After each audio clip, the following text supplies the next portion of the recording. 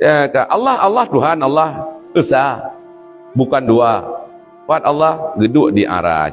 Yang perle antara itu ada kuat dan yang terbaik. Karena yang tergonya karena yang Tuhan di aras.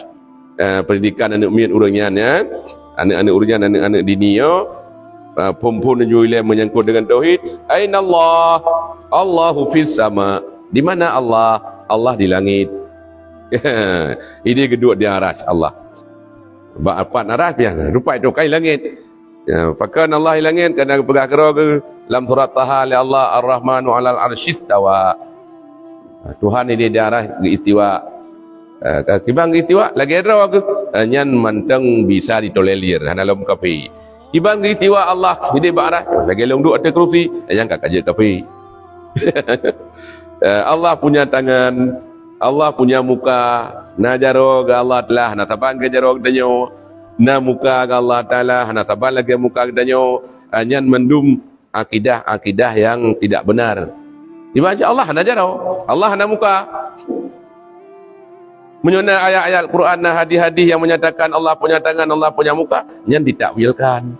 Akan makna sebenarnya, akan makna lagi yang tak pahami lahirnya, makanya perlu revisi, perlu revisi kembali akidah kita yang baik pengut legap. Yang bagi yang sangat yang sangat perlu. Ya kan? Cukup video kata akidah lagi nyo ijak kau punya biuk lagi. Ibalik akar itari urang-urang gede mandum gede yang ada teh kasesat. Bino ada gapai Quran. Memang urangnya Quran gapai. Quran gapai, hadis gapai, dumpu ibadat bahkan kadang-kadang talak-talak hitam. Menyo sempat menyotakan dia yang empat Allah di langit. Dia dipertanyakan. Empat Allah di atas. Ibunda Nabi, ayahanda Nabi di neraka. Yang walau urangnya gapai Al-Quran dipertanyakan akidah. Akidah gimana? Wah akidah ayat mak Nabi dengan ayah Nabi dalam neraka. Nyan maka perlu kita terpuatkan akidah generasi kita. Jauh kerap mati.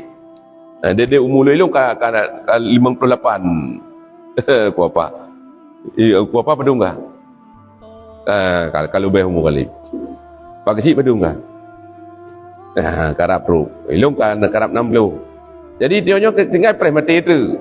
Dan dia awaknya sampai nak fikir kita nyo. Yo generasi kita yo anak kita yo ini. Oh, kita yo tahu bahwa Allah Taala tinggal menteng yo mulasah kata pegot yo kan. Menteng ibang atau kai gantong dengan salib.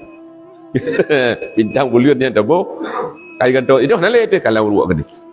Makanya ke yang boleh terpegang akidah generasi kita yo hana lain menyokar melalui dengan pengajian.